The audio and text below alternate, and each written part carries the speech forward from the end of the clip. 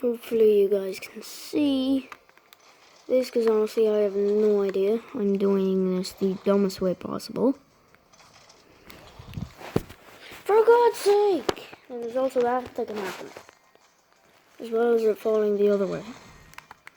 Okay, 50 grapples.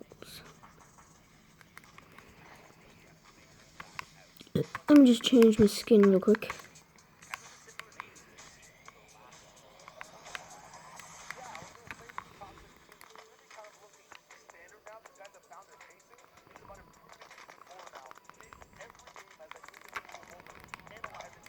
Let me change my skin. Okay, let's go. Stage that one. Look, the piano.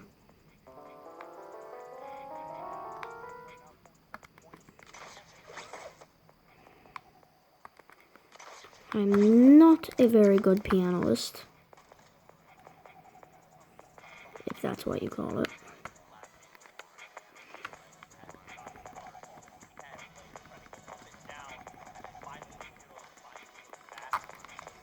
Is that a ninja I can hear?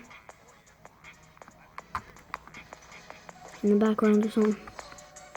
That freaking ninja. No, it's the other one. Yeah.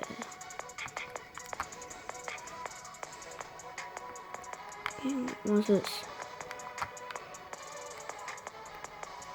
Purple. And orange.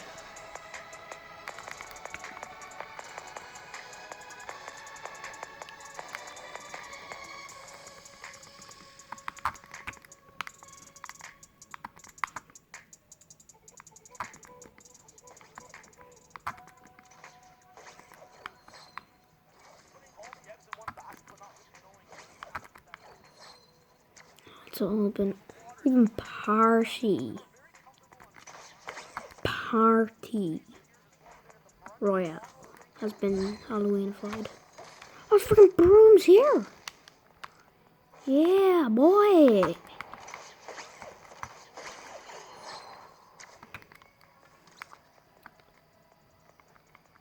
Let me just test again.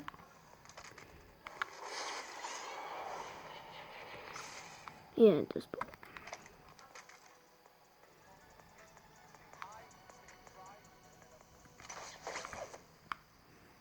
Terrible move.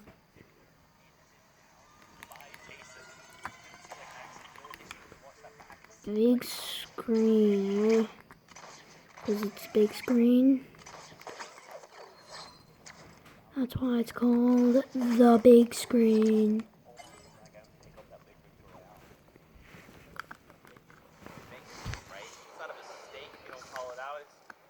Calculated risk, a calculated plan of attack. And when you're as far ahead as these guys, when you're as skilled as these guys, when you've been on the scene as long as these guys, they turn these L's into W's. That's just what they do. I want to see them continue with this momentum. Remember, we've got another 5 games on the day. Anything can happen, but will it? We have to kick it back over to our casters to continue the storylines, and we'll be back after this with more breakdowns. Take it away, boys. Thank you so much, Zeke, Shio, and Reese.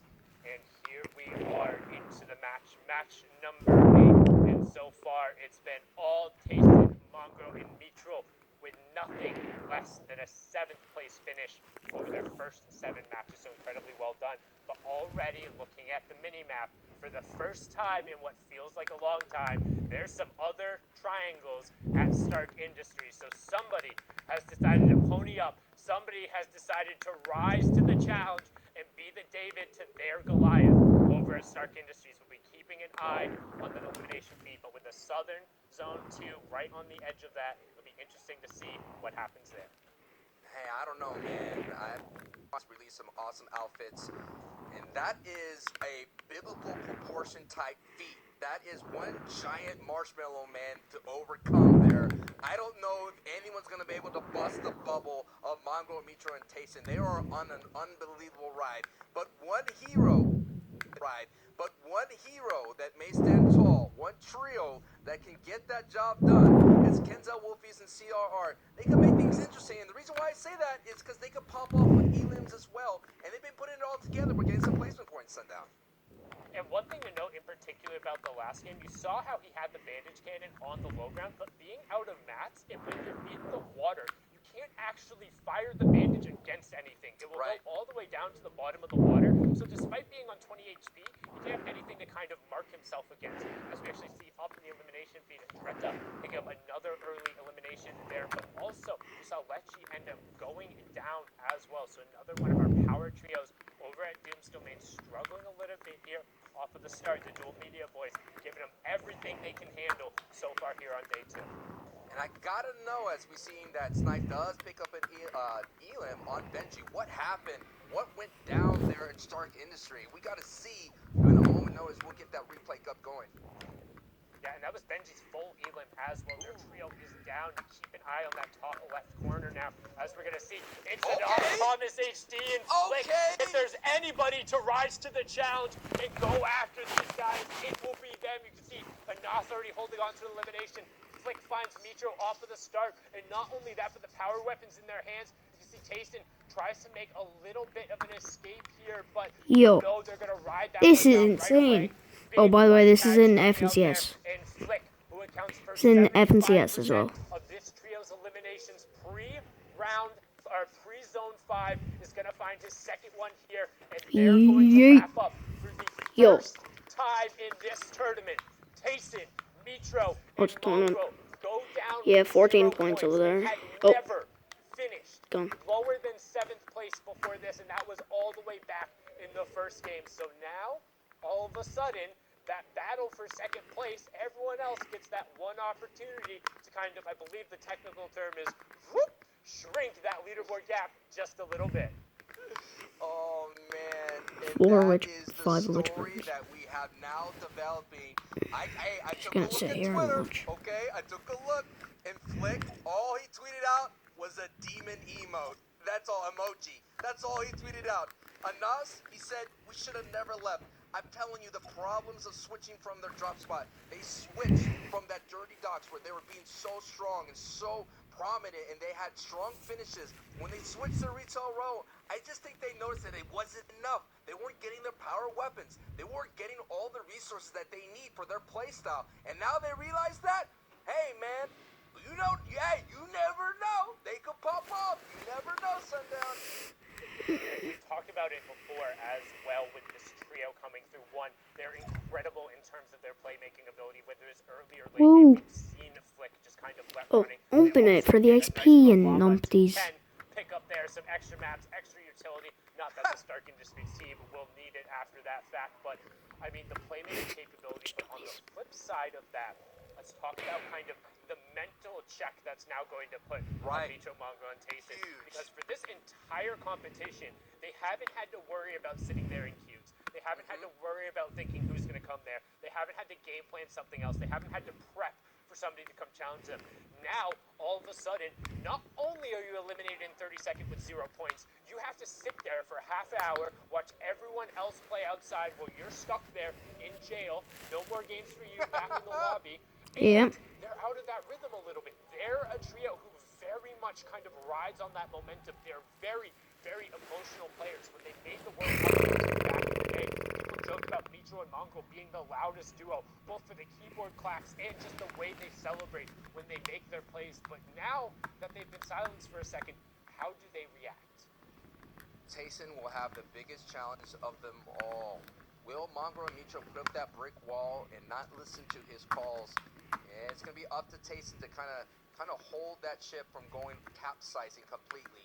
Giannis, Analex, and Xweez, they have an opportunity now to gain some grounds here. They are about 60 plus points away. They're certainly Sitting in second place, another trio that we took a peek in down in Slurpy Swamps was Kinzel's Wolfie and CR. That opens up the door to gain some ground, but we're talking about a difference of about 2 victory royales and some like close to double-digit elims. That's what's going to be required. And the difference is as well is we still have plenty of games to go, Sundown. We're just barely into the second half here of the grand finals here of the FNCS trios.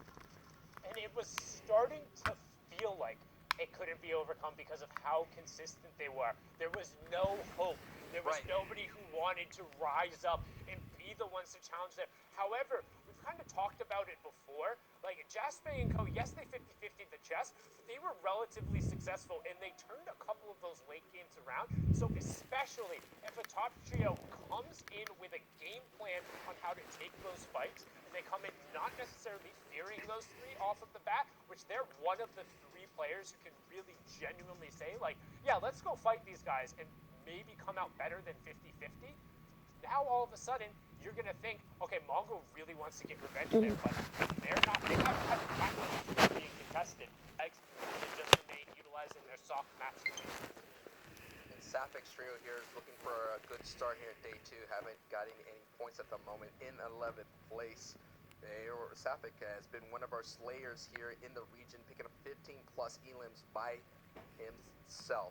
But speaking of opportunities, opening the door here, it feels like, you know, Anas, Thomas Stacey, and Flick have slayed the beast, right? Now all the villagers are going to have a good time to try to claim that castle up there. And Nakos, Clement, and Floki's have an opportunity to storm that castle. They're sitting in 4th place at the moment. They're still about 30 points away, so that is a victory royale. They could definitely do it in one punch, but they could slowly 28 jab points, their way up their leaderboard, Sundown.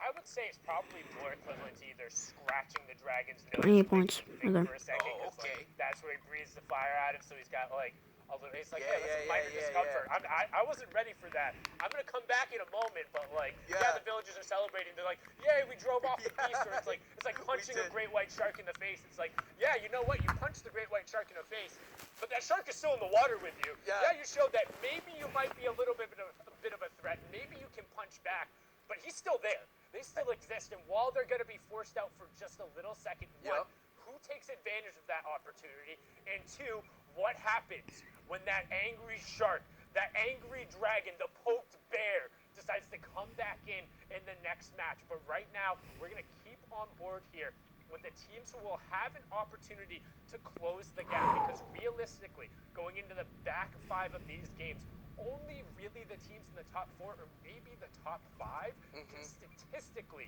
still kind of overtake this route, and it's going to take a large effort. As you see Clement going and doing every little thing right, making sure they maximize on the utility here, going all the way out and picking up that second big pot, and then going to rotate back up the zone. And, you know, I know the Halloween party is over. Oh, God's sake. Okay, so there you have it. FNCS. Week 10. Fortnightmare's ending tomorrow. 2nd November 2020. Monday, first day back to school tomorrow. Okay, so that'll pretty much be it. There you have it. FNCS. See ya.